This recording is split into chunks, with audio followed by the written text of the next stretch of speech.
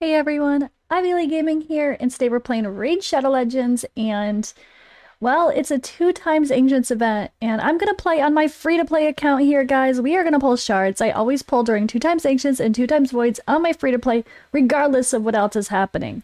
So first things first, I'm gonna quick show you guys these rules in case this is your first time coming to see my polls or any content on my free-to-play series. I'll just be super, super tiny down here. Hi guys.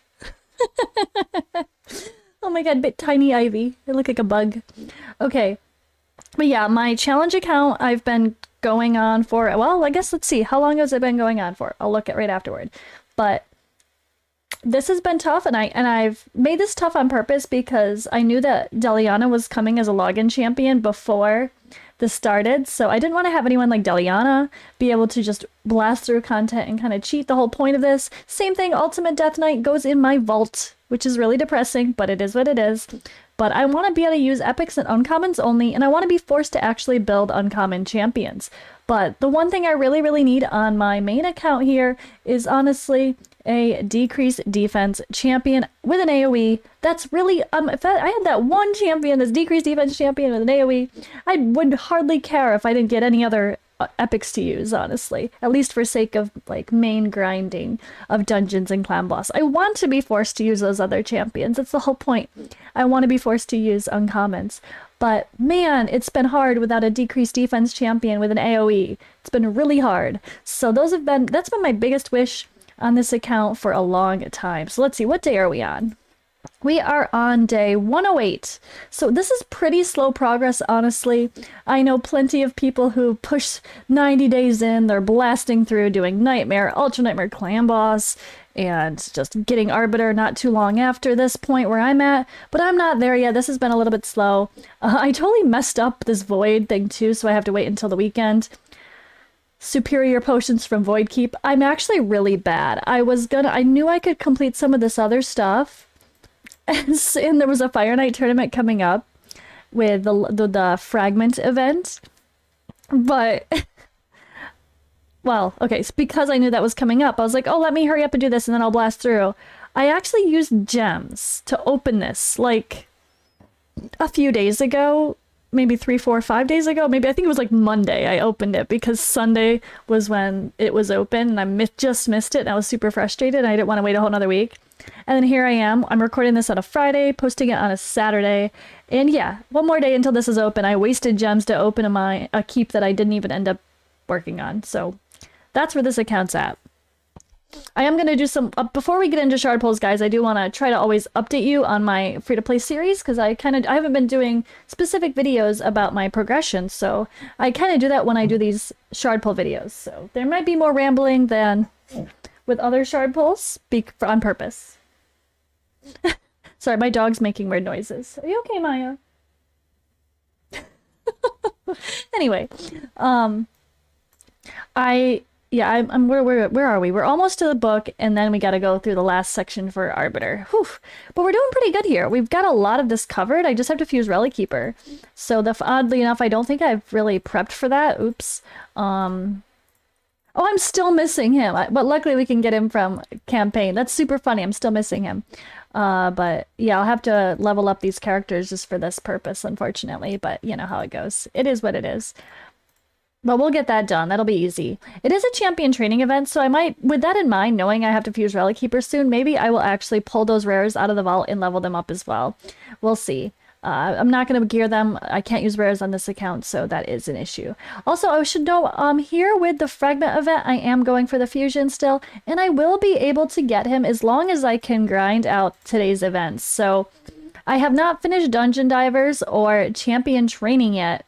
I was so busy focused on my other account yesterday with it being a clan versus clan tournament that I honestly didn't grind much. So I'm going to do Dungeon Divers via champion training and campaign mostly, because I have a lot of champion training to still do as well. So we're just gonna have to deal, it is what it is. I'm gonna have to grind really hard, champion training, use whatever energy I get there, and then probably, of course, any brews I get will get used, and we'll try to level champions up as we go along. But I'm kind of bummed that I didn't do a little bit more yesterday, and now look at, we have 1600 energy from stuff we collected from CVC. So, you know, I'm going to be all set grinding today at least. On this account, I should have some good progress, and I don't think I'm going to have trouble getting that. It's just, it might be a little bit of a grind later tonight, but it's okay. But that's where we left off. As far as my account goes in Champions, I got Anchorite to level 60, and he is so much fun. I actually have, this is a weird build, guys. I have him in crit rate gloves in a taunting set. Kind of a weird mix to do some damage, but not really. Like, this is, keep in mind, it's baby gear. I have no great haul progress, so my stats are quite low. I am going to get him out of this taunting set, but I had him in it just for overall utility.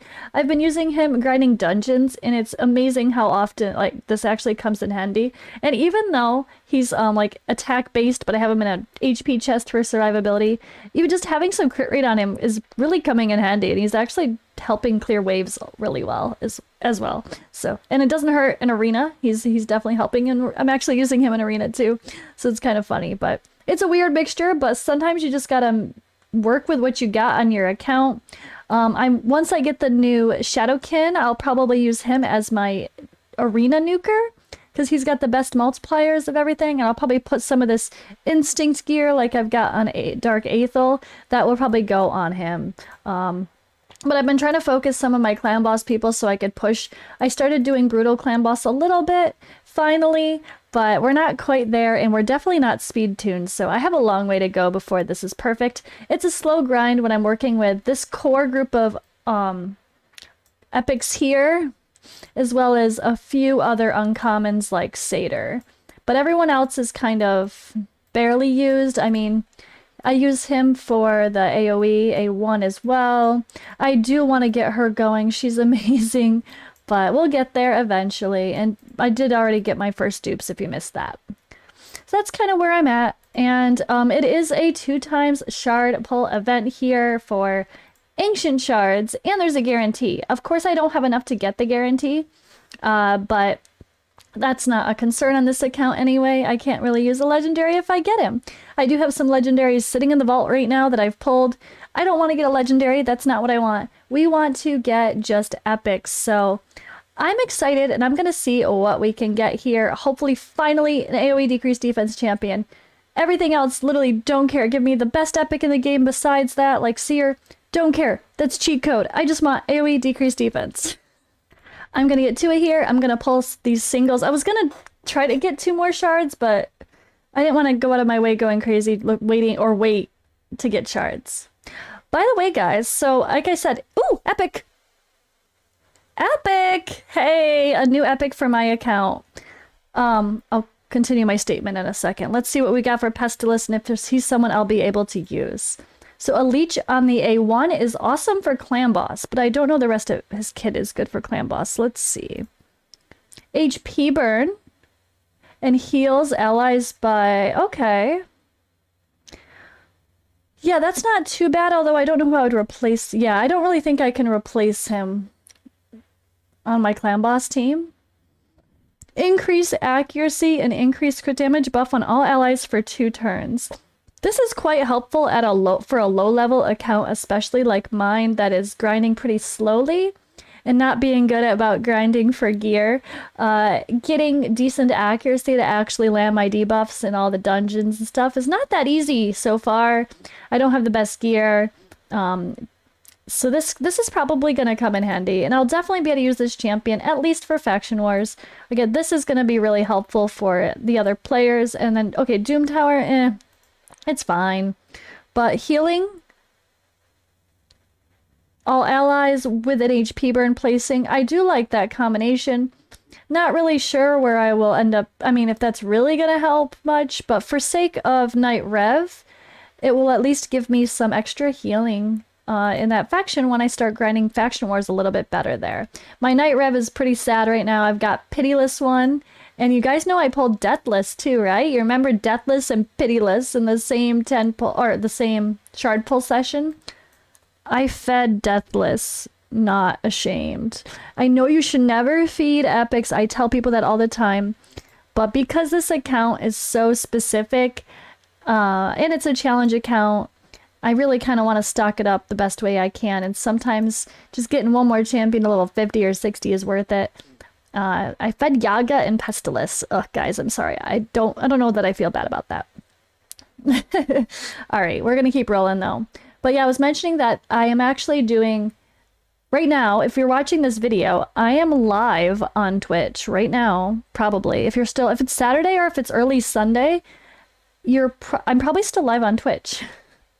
I'm actually doing a 24-hour max subathon. So minimum of 10 hours, maximum of 24 hours. So this video is going live when that is happening. So if this just went live recently, I'm probably still live. Come hang out with me live on Twitch. Help keep me sane. I've never done that long of a stream. I've only done 12-hour streams, and those are exhausting. So I need your help, guys. All right. Soul Bond, I think I already have one saved on this account. I am saving good rares. Not Apothecary. I am saving good rares in the vault for the future of this account. Eventually, once I get Arbiter, this account will get given away, of course. Okay, so 40.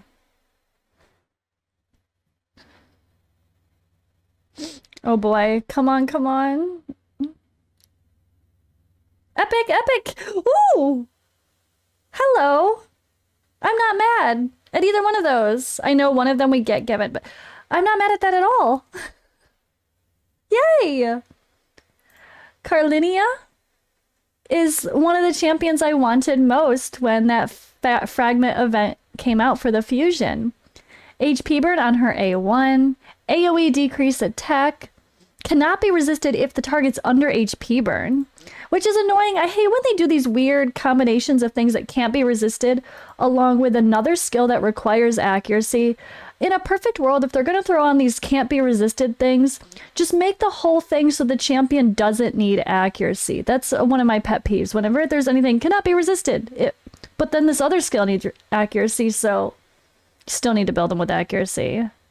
But yeah, it's still really good, and decreases the duration of all debuffs on all allies, then places strength and buff on all allies. Cannot be removed or stolen. It's baby strengthened, but still. And then her passive, every time an enemy under HP burn debuff gets a turn, decreases duration of 2 random buffs on that enemy. That's really cool. Like, she's got a really interesting kit. My Sacred Order is getting stacked. Not gonna lie, I think Sacred Order is my best faction, which is super funny because the faction games, that was my faction, right, guys? So I think it's kind of fun that faction games is, like, kind of coming into play here, and I'm getting a stacked faction or, Sacred Order faction. And Tanix Hayflower. Alright, so Tanix, I actually just maxed her to got her to rank 6 on my main account. So we have attacks 2 times at random, heals all allies with each hit of target under decreased speed. Okay. Single target, decreased speed, chance of placing it on all enemies if this attack is critical. So if you go somewhere where you can throw decreased speed and it ends up being an AoE, then you're gonna also heal all allies after that's placed. And we have a passive here. It decreases the damage all allies receive by 5%. This champion receive that damage instead. If multiple champions on the team with the skill only activates one. So this is a little bit confusing because she's attack based, but then she has like a skill that makes her sound like she'd be tanky and defensive based. So of course you're going to want to build her HP and defense focused, but with accuracy to land the debuff. But the AoE decreased speed I think could be handy, and I thought I might end up using her for this skill alone for sake of lower level Hydra. So that's just something I wanted to keep in mind. But on this account, she'll absolutely be valuable in my faction war progress, which I've barely been doing. I need to be better about it. So I really like this.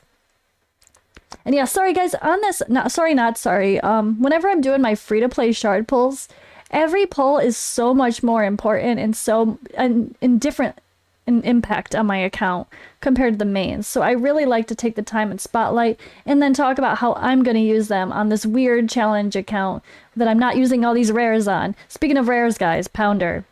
Save a Pounder on your account. You'll thank me later for Dark Fae 120. Also, this guy can be really helpful for a lot of content.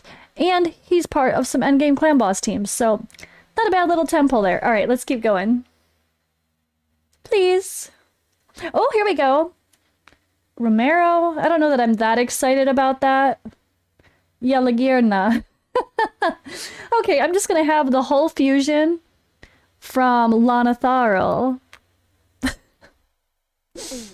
Aren't I? Okay. First, let's look at Romero. He's unfortunately not the greatest champion, but on this account, again, Sacred Order. I'm stacking my Sacred Order, aren't I? He's probably going to be pretty valuable on this account for healing. We have a single target hit with a continuous heal, an AoE, continuous heal on all allies. Steals 1 buff from a random enemy. I like that. It's not an attack, so you don't got to worry about weak hits, so he'll just steal a random buff. Here we go. Places a shield on all allies equal to the 10% of their max HP, and then decrease defense. 25% of their max HP, then 30% increased defense buff on this champion for 2 turns.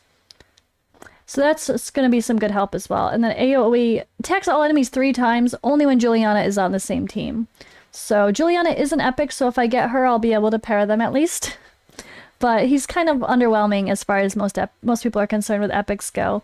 I may or may not need to use him. I probably won't need to use him on my free-to-play account, honestly, because I have other people that can heal. So we'll see. He may not get built out ever. Maybe. Yelagirna was also part of the fusion for Lanatharil, but she's probably the worst of the bunch. But to be fair, I should have went for her, and I kind of regretted not going for her afterward for this account, because she is a good single target damage dealer, plus an AoE decrease attack. So this is going to be really, really helpful for pushing through faction wars. So I'm not going to be mad at this. I think this skill actually hits pretty hard. This attack is always critical. So I could gamble with, let's see. No, I don't know that you'd want to gamble with not putting crit on her because her other abilities still need it. So that's kind of silly. Debatable. Depends on how hard this hits and if it's worth it. But yeah, she will be really helpful in faction wars, especially against the bosses, I think. And then the block buffs and block active skills, even though it's a single target, it's still going to be really helpful for locking out specific champions that you know are going to be annoying, like Paragon, Maneater, Valkyries in faction wars. I think I need to make space. Oops, let me go make space. All right, and we made some space, guys. We made space. Let's do these last 20. Let's freaking go. I'm so excited that I actually got epics I can use. Still not my AoE decreased defense, though. Okay, I like that.